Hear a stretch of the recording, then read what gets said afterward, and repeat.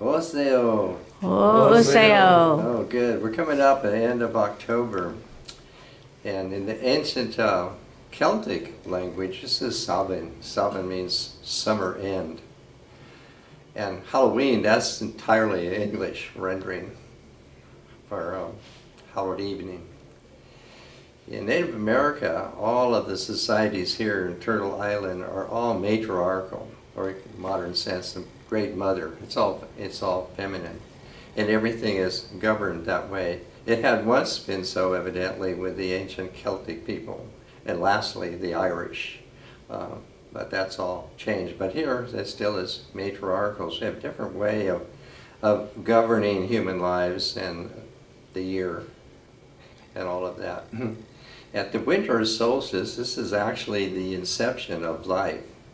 And all through the next 9 to 10 months, then life is in a gestation. And at the end, now we'll have the end of October, she gives birth. We have lived in her, and now she gives birth. We are born into the night, into the eternal, you would say. So that is in the course of our life. And the people known by the quasi-Spanish name of Navajo, actually Tene, have still retained even much that's resembled the ancient Celts in that. And to try and illustrate this idea, this is my rendering of a mask. That's a helmet mask that's put over the head. English translation of Hashish Hishasini is black god. It's very difficult to translate some of these terms into English in the way that English is used. So I have to give a slight explanation. In this culture, the mask in this one is actually male.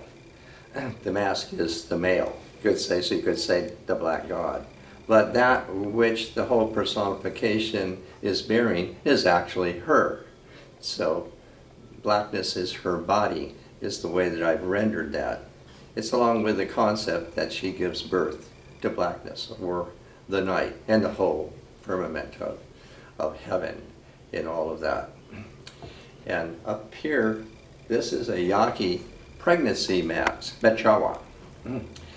The Pleiades figures so much throughout our native cultures here.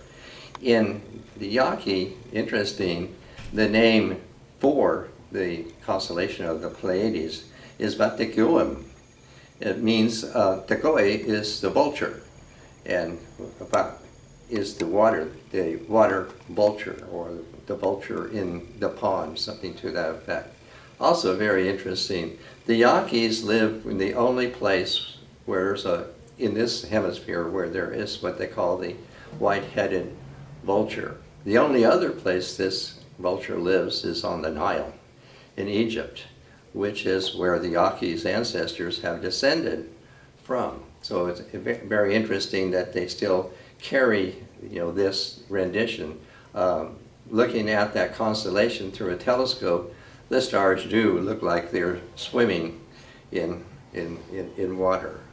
So that's one different rendering. And to know when we are now changing the season, or when she's going to give birth, is marked by the rise of the constellation, the Pleiades. And at that reaches in the midnight, the zenith, and a human woman is giving birth.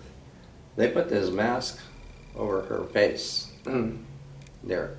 And on the mask, there are the Pleiades rendered as, green, like green circles like that, which means the fertility. This is the fertility. So this is, I don't think they do it anymore, but that is a rather rare mask.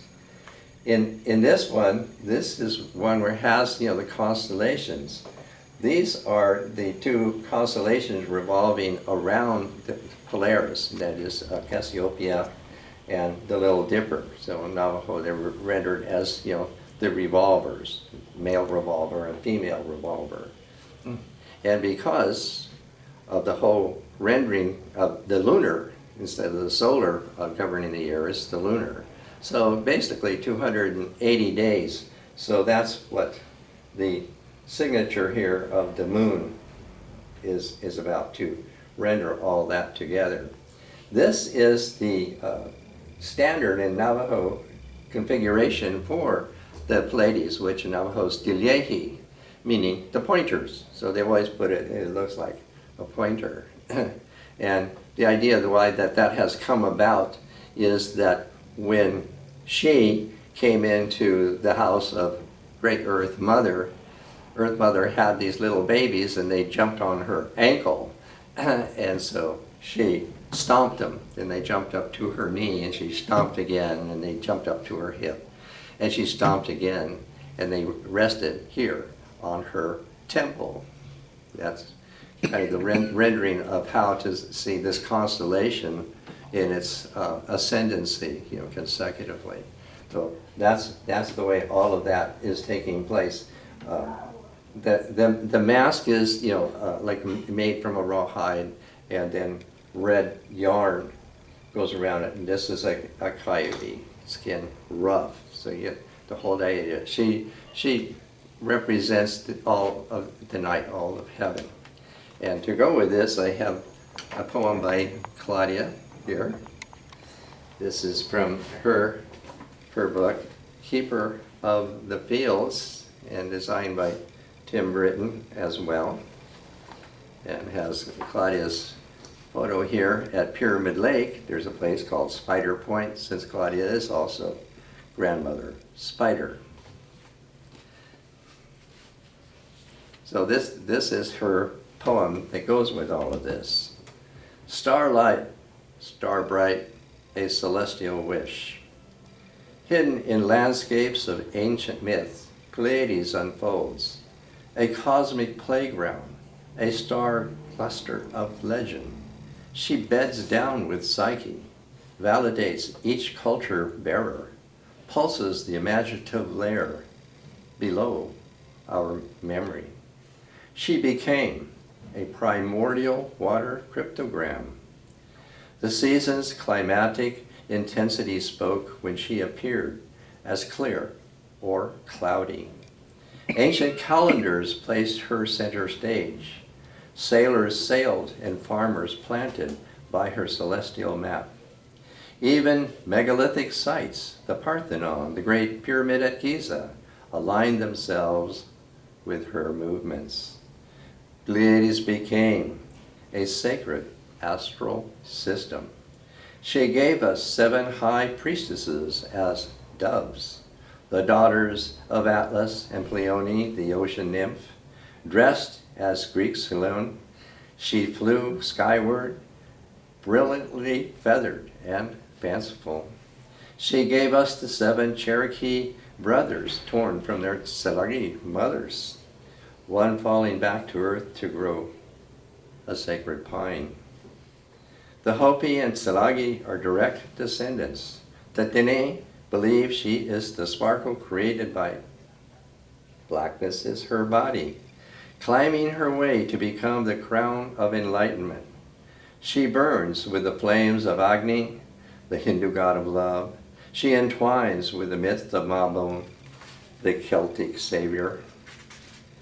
The venerable struggle between the old moon and the new sun, moon's cycle and sun sign. Our nature here on earth and the death, resurrection, and rebirth of our original sound lies with her.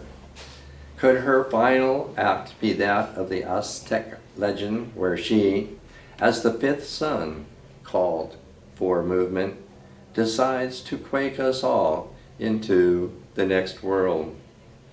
Oh, Pleiades, I wonder what you have in store for us, great joy or immeasurable grief, as I seek your star print nightly, sensing a brighter glow. Thank you, Claudia.